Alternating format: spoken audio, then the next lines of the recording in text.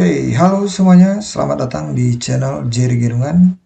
Kali ini saya akan berbagi tips untuk operator sekolah dalam mempersiapkan validasi tunjangan profesi guru atau TPG di semester yang kedua tahun 2023. Yang hasilnya nanti kita bisa lihat pada info GTK Kemdikbud ya.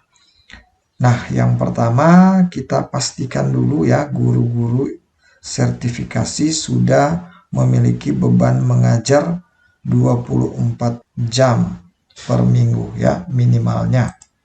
Kita bisa cek di Dapodik, di menu GTK, submenu guru ya.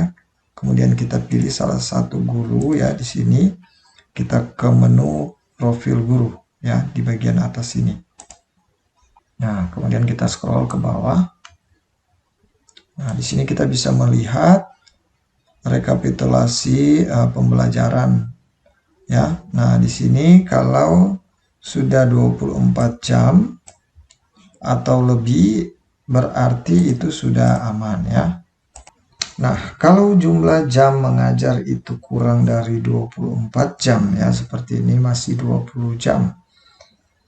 Jadi kita harus menambahkan tugas tambahan utama atau tugas tambahan ekuivalensi atau tambahan jam mengajar di sekolah non-induk.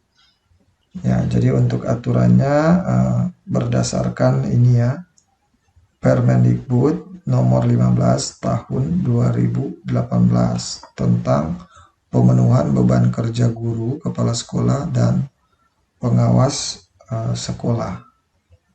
Di sini ada 15 tugas tambahan guru ya yang diakui Dapodikdasmen untuk tunjangan sertifikasi ya. Nah, yang pertama itu kepala sekolah ya, mempunyai ekuivalensi 24 jam tatap muka per minggu ya.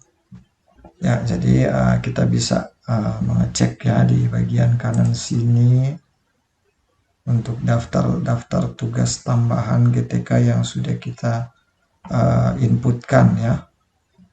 Nah, selanjutnya untuk kepala sekolah kita bisa cek di menu GTK submenu Tendik.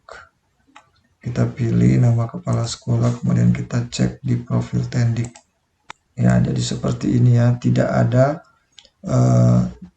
jam mengajar untuk kepala sekolah, namun untuk jumlah jam tugas tambahan itu 24 jam ya, tugas tambahan. Ya, selanjutnya yang kedua, wakil kepala sekolah yang mempunyai ekuivalensi 12 jam tatap muka per minggu. Adapun tugas tambahan wakil kepala sekolah yang mempunyai ekuivalensi 12 jam tatap muka mempunyai ketentuan sebagai berikut ya. Ya, yang pertama di SD itu hanya bisa satu kepala sekolah tanpa ada wakil ya. Jadi untuk wakil di SD itu tidak diakui. Nah, di SMP ini 3 orang wakil kepala sekolah dengan ketetapan jumlah rombel 1 sampai 9 rombel ya. Itu 1 waka ya. Selanjutnya untuk jumlah rombel 10 sampai 18 rombel itu bisa 2 wakil ya. Selanjutnya untuk sekolah yang memiliki 19 rombel lebih bisa mempunyai 3 orang wakil kepala sekolah. Itu untuk jenjang SMP cuma 3 ya maksimalnya untuk wakil kepala sekolah. Selanjutnya untuk SMA. Nah, SMA 1 sampai 3 wakil ya dengan ketetapan jumlah rombel 1 sampai 9 itu 1 wakil. Kemudian untuk jumlah rombel 10 sampai 18 itu 2 wakil. Kemudian untuk rombel 19 sampai 27 itu 3 wakil. Nah, jumlah rombongan belajar di atas 27 mempunyai maksimum 4 wakil ya. Nah, ini sesuai dengan Permendikbud nomor 12 tahun 2017. Ya, itu untuk SMA, kemudian untuk SMK itu 1-4 wakil kepala sekolah. Nah, dengan mengacu pada peraturan. Ya, jumlah rombel 1-9 rombel itu 1 wakasek. 10-18 rombel itu 2 wakasek. 19-27 rombel itu 3 wakasek. Ya, 27 rombel lebih di atas 27 rombel ya itu mempunyai 4 wakil kepala sekolah. Oke, yang ketiga, ini 1 kepala perpustakaan ya mempunyai ekuivalensi 12 jam tatap muka per minggu ya untuk SD, SMP, dan SMA, SMK ya. Ini untuk tugas tambahan kepala perpustakaan ya. Nah, jadi kita bisa lihat di sini profil guru yang memiliki tugas tambahan kepala perpustakaan. Nah, ini kepala perpustakaan, tugas tambahan kepala perpustakaan 12 jam. Nah, sementara untuk jumlah jam mengajar itu hanya 12 jam ya ini. Nah, karena ditambah dengan tugas tambahan 12 tambah 12 maka totalnya 24 jam. Oke, itu untuk kepala perpustakaan. Selanjutnya 1 kepala laboratorium itu mempunyai ekuivalensi 12 jam ya tatap muka per minggu. Itu hanya bisa di SMP, SMA, dan SMK. SD tidak ada kepala lab ya. Dan syarat untuk menjadi kepala lab di sebuah sekolah maka harus mempunyai sertifikat pengelola laboratorium ya.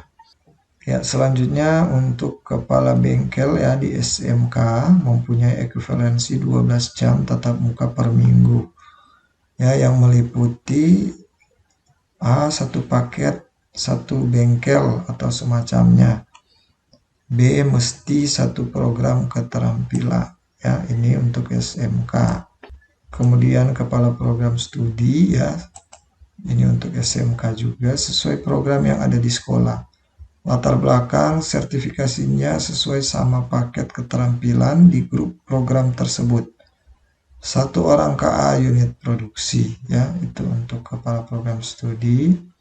Kemudian yang ketujuh, pembina asrama pada sekolah inklusi mempunyai ekuivalensi 12 jam tatap muka per minggu ya. Ini untuk sekolah inklusi. Nah, itu untuk tugas tambahan utama. Ya, kita masuk yang ke-8 itu tugas tambahan ekuivalensi ya. Ini yang pertama wali kelas 2 jam. Kemudian ada pembina pramuka ya 2 jam. Ya, dengan ketetapan bila mempunyai 1-6 rombel mempunyai 1 pembina. Bila 7 sampai dengan 12 rombel mempunyai 2 pembina. Bila 13 sampai 18 rombel mempunyai 3 pembina. Dan apabila 19 lebih rombel jadi 4 pembina. Selanjutnya yang ke-9 itu pembina OSIS. Mempunyai ekuivalensi 2 jam tatap muka per minggu ya. Kemudian pembina ekstrakurikuler mempunyai ekuivalensi 2 jam tatap muka per minggu ya. Nah, selanjutnya ada koordinator pengembangan keprofesian berkelanjutan atau PKB. Kemudian penilaian kinerja guru PKG atau koordinator bursa kerja khusus atau BKK pada SMK. Selanjutnya ketua lembaga sertifikasi profesi pihak pertama LPS P1 mempunyai ekuivalensi 1 jam tatap muka per minggu. Yang ke-13 penilai kinerja guru PKG mempunyai ekuivalensi 2 jam tatap muka per minggu. Yang ke-14 pengurus organisasi asosiasi profesi guru tingkat nasional ini 3 jam. Provinsi 2 jam, kabupaten kota 1 jam. Yang terakhir guru piket mempunyai ekuivalensi 1 jam tatap muka per minggu ya. Itu untuk tugas tambahan, baik tugas tambahan utama atau tugas tambahan ekuivalensi. Ya. Jadi sebagai operator sekolah ya, pastikan kita sudah menginput tugas tambahan dari PTK tersebut di Dapodik ya. Di menu tugas tambahan ya, di data rincian GTK, pastikan untuk nomor SK dan TMT tambahannya diinput dengan benar ya. Nah, contoh ini wakil kepala sekolah ya. Nah, di sini kalau ada tambah tugas tambahan. Nah, contoh wakil kepala sekolah ya. Di sini kalau cuma satu ya kita gunakan saja yang wakil kepala sekolah. Kalau ada lebih dari satu kita bisa pilih ya. Misalnya wakil kurikulum ya, atau kesiswaan ya, seperti itu. Atau jika tiga bisa tambahkan dengan wakil sarpras ya, seperti itu. Dan untuk tugas-tugas tambahan lainnya seperti kepala perpustakaan, kepala lab ya. Untuk SMK ini ya ada kepala program keahlian ya. Kemudian ada pembina pramuka putra putri ya. Ya, juga ada koordinator P5 ya di sini untuk yang terbaru yang sekolah menggunakan kurikulum Merdeka ya. Ini nanti akan saya jelaskan sebentar. Nah, kita bisa geser juga ya ke page kedua. Nah, di sini ya ada ketua LPSP 1 untuk SMK. Ini pengurus organisasi ya, tingkat kabupaten, nasional, provinsi. Kemudian ada penilaian kinerja guru. Nah, seperti itu. Nah, selanjutnya kalau ada guru yang sudah tidak ada tugas tambahan ya di sini, silakan inputkan TST tambahannya di sini ya, agar tidak terdeteksi lagi tugas tambahan itu ke PTK tersebut dan mungkin sudah bisa digunakan ke guru yang lain ya. Selanjutnya untuk syarat dan ketentuan verifikasi jam mengajar untuk validasi TPG. Yang pertama itu memenuhi jumlah jam lebih atau sama dengan 24 di sekolah induk ya. Berarti sudah aman ya. Selanjutnya untuk syarat yang kedua memenuhi jumlah jam lebih atau sama dengan 12 jam.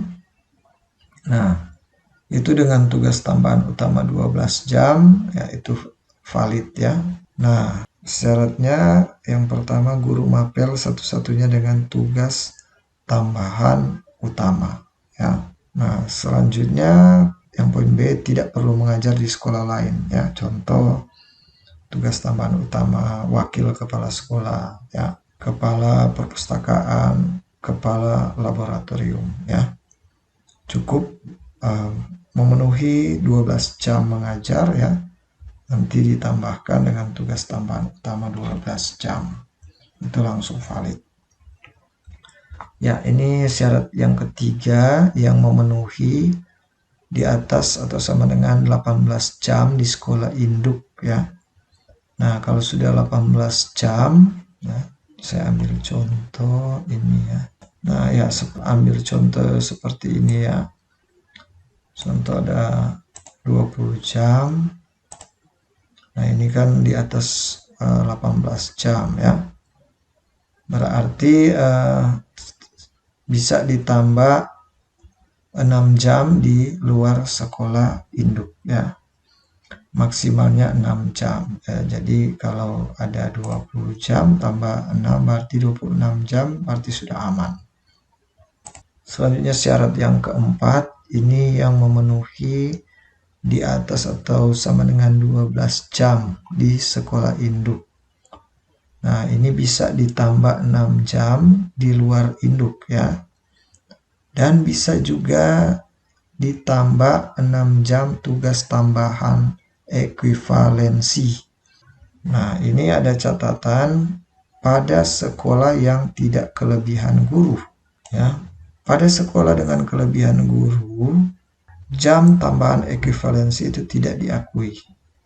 Sehingga guru harus mengajar 24 jam di induk atau 18 jam di sekolah induk dan 6 jam di sekolah lain dalam satu zona, ya. Seperti itu. Jadi diperhatikan kembali catatan ini karena banyak yang salah mengerti, ya. Ketika di info GTK itu tidak valid terkait masalah ini, ya. Selanjutnya yang syarat kelima, guru mapel satu-satunya pada sekolah kecil. Nah, sekolah dengan ketersediaan jumlah jam mengajar kurang dari 12 jam. Ya, ditambah 6 jam di luar induk dan 6 jam tugas tambahan lain, ekuivalensi. Ya. Nah, ini untuk yang sekolah kecil yang ketersediaan jamnya itu kurang dari 12 jam.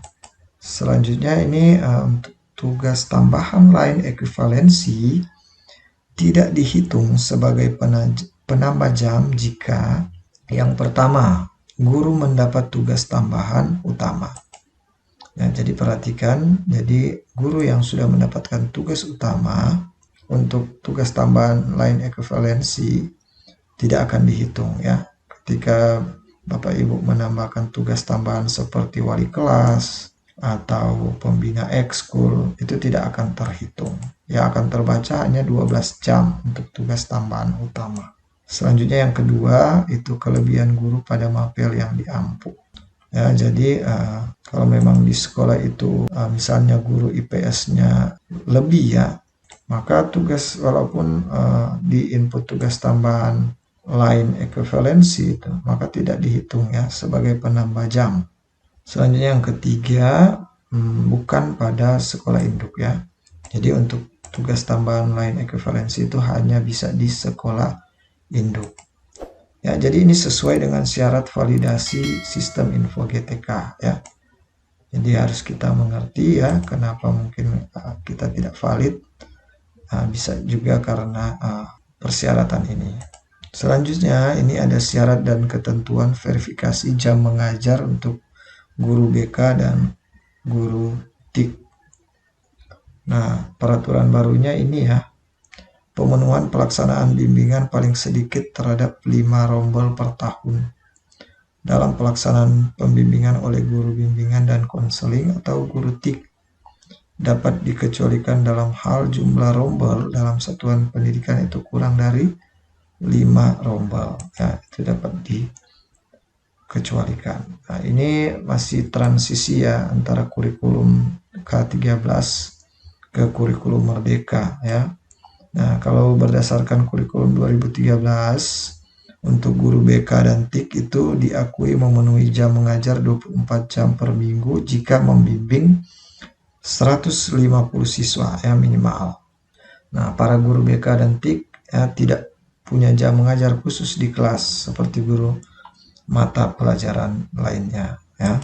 Oke, selanjutnya implementasi kurikulum Merdeka. Ya, jadi untuk pengisian pembelajaran SD, ya, ini untuk aturan penginputan pembelajaran di SD untuk total JP per tahun, ya, per 36 minggu, ya, itu masing-masing 30 menit untuk 1 jam pelajaran. Kalau untuk SMP masih sama, tapi untuk 1 jam pelajaran itu 40 menit. Sedangkan untuk SMA dan SMK itu ini 45 menit untuk 1 jam pelajaran. Nah, dan untuk proyek penguatan profil pelajar Pancasila atau P5, nah, ini adalah ketentuan pemilihan tema. Jadi untuk PAUD 1-2 tema, ya. SD 2-3 tema, SMP 3-4 tema. Kemudian SMA kelas 10 3-4 tema, SMA kelas 11-12 2-3 tema. Untuk SMK kelas 10 ini 3 proyek profil dengan 2 pilihan dan 1 tema kebekerjaan. Untuk SMK kelas 11 ini 2 proyek profil dengan 1 pilihan dan 1 tema kebekerjaan. Kemudian SMK kelas 12 itu satu proyek profil dan satu tema kebekerjaan. Nah, untuk beban kerja tugas tambahan sebagai koordinator P5 itu diekuivalensi dengan 2 jam tatap muka per satu rombel setiap tahun. Dan paling banyak mengampu 3 rombel. Ya, jadi seperti contoh ini ya. Saya ambil contoh ini, profil guru. Ya, jadi contoh ini tugas tambahan koordinator P5 untuk 3 rombel. Jadi ini ada masing-masing 2 jam, sehingga jumlah jam tugas tambahan itu untuk koordinator P5 itu diakui 6 jam. Ya, kalau misalnya jumlah jam mengajarnya hanya 20, ketika ditambahkan jumlah jam tugas tambahan sebagai koordinator P5 6 jam, maka jumlah jam mengajar plus jumlah jam tugas tambahan itu totalnya 26 jam. Jadi sudah aman ya. Ini salah satu contoh pemanfaatan tugas tambahan koordinator P5 dengan maksimal 3 rombel ya. Ya, sebagai tambahan untuk perekaman koordinator P5 ya di Dapodik, pastikan operator sekolah sudah memilih PTK untuk mapel P5 ya. Ya, dengan melengkapi nomor SK mengajar, tanggal SK dan jam ya. Selanjutnya bisa tekan simpan ya. Nah, kemudian untuk pemilihan tema ya sesuai syarat ya. Kalau di SMP di sekolah kami itu kami mengambil 3 tema ya. Nah, kita isi juga untuk data PTK-nya, SK mengajar, dan tanggal SK. Nah, di sini tidak ada jam ya, karena untuk guru yang diisi di tema P5 ini tidak diakui untuk jamnya ya. Yang diakui hanya koordinatornya saja ya.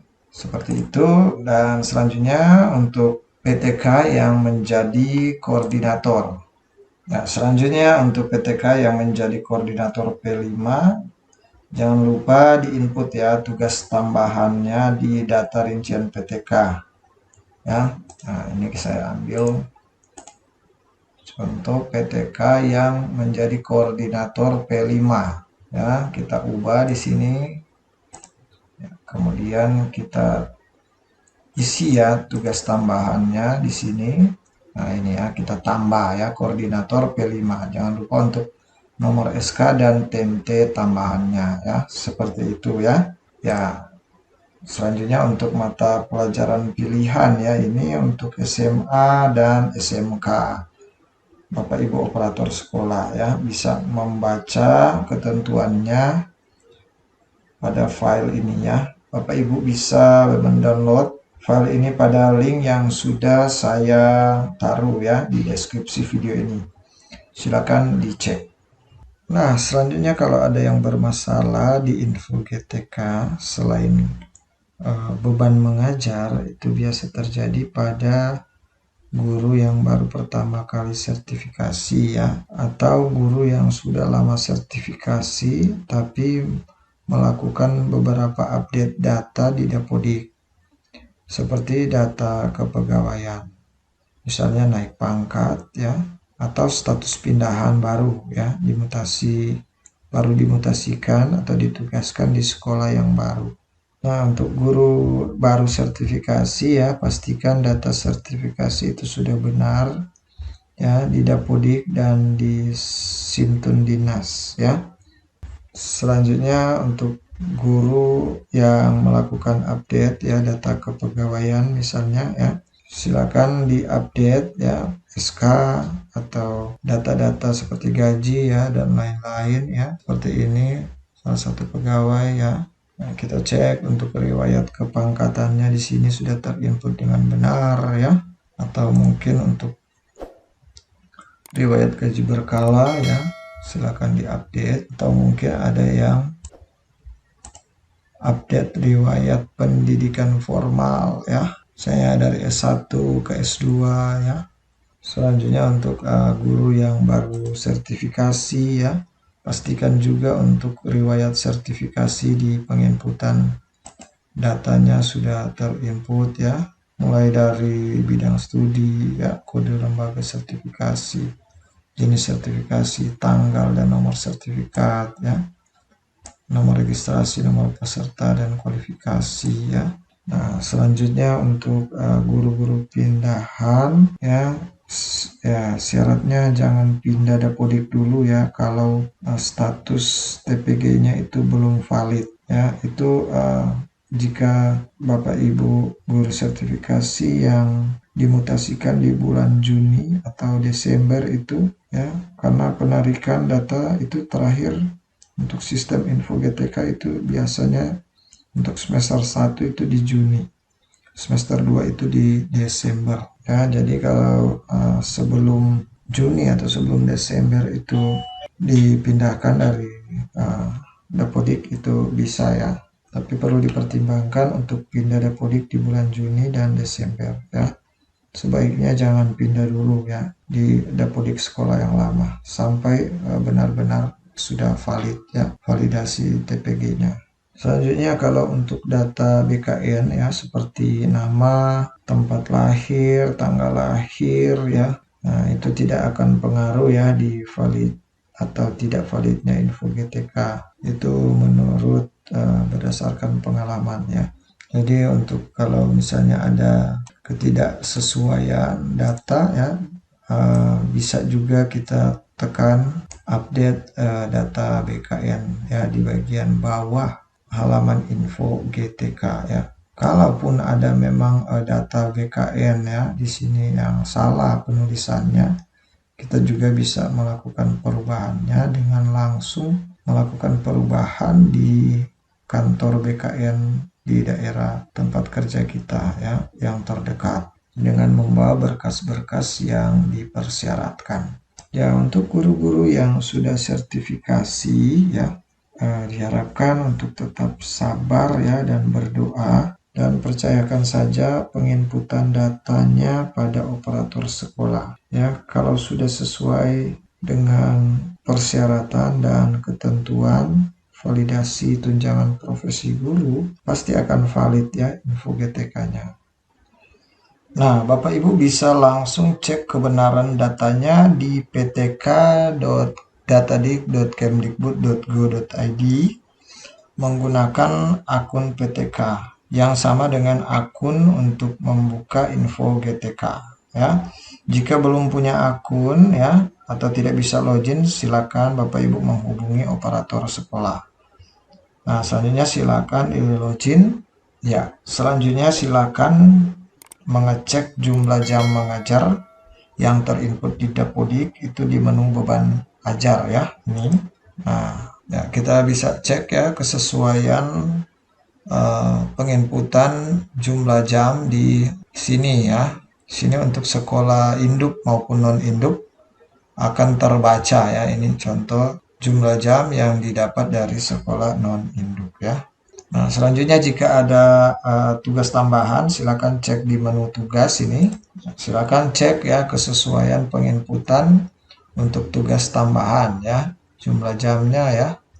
Nah, seperti ini ya. Ini ada koordinator P5 diakui 6 jam ya. Karena 3 kelas ya. Ya, di sini juga ada koordinator pengembangan PKB dan PKG ya, 2 jam ya. Nah, tapi ini sudah ada TST tugasnya. Artinya ini sudah tidak terbaca untuk tugas tambahan ya, karena sudah ada TST tugasnya di sini.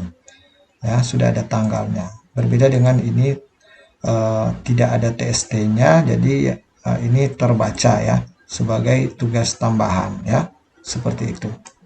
Selanjutnya kita bisa cek juga untuk kesesuaian data-data lainnya ya, seperti pendidikan ya, lalu riwayat sertifikasi ya, kepangkatan. Nah, di sini jika ada yang naik pangkat cek. Kemudian kenaikan gaji berkala ya di sini. Selanjutnya ada riwayat kerja ya di sini, status kepegawaiannya ya. Serta biodata guru ya di paling kiri ini, menu awal. Ini untuk biodata guru ya, kita cek datanya. Menu sini ada juga link untuk membuka info GTK ya. Nah, data-data inilah yang akan diproses dan divalidasi di sistem info GTK ya. Jadi Bapak Ibu bisa melakukan pengecekan di info GTK ya. Di sini kita bisa melihat tanggal proses validasi terakhir ya. Ini masih Juni ya, karena memang info GTK belum update ya untuk semester 2. Ini masih contoh untuk semester 1 ya. Kemudian di kiri sini ada update data terakhir ya, 4 April 2023. Ini sesuai dengan update data Dapodik ya. Nah, seperti itu. Ini ada tanggal sekarang ya. Nah, seperti itu ya untuk status validasi TPG di info GTK. Oke, demikian informasi terbaru dan tips dari saya untuk operator sekolah dan guru-guru sertifikasi dalam mempersiapkan validasi tunjangan profesi guru di semester yang kedua di tahun 2023. Semoga bisa bermanfaat, dan jika ada yang ingin bertanya bisa langsung pada kolom komentar. Dan jangan lupa like, share video ini, dan subscribe bagi yang belum subscribe channel ini, agar channel ini boleh terus berkembang. Terima kasih.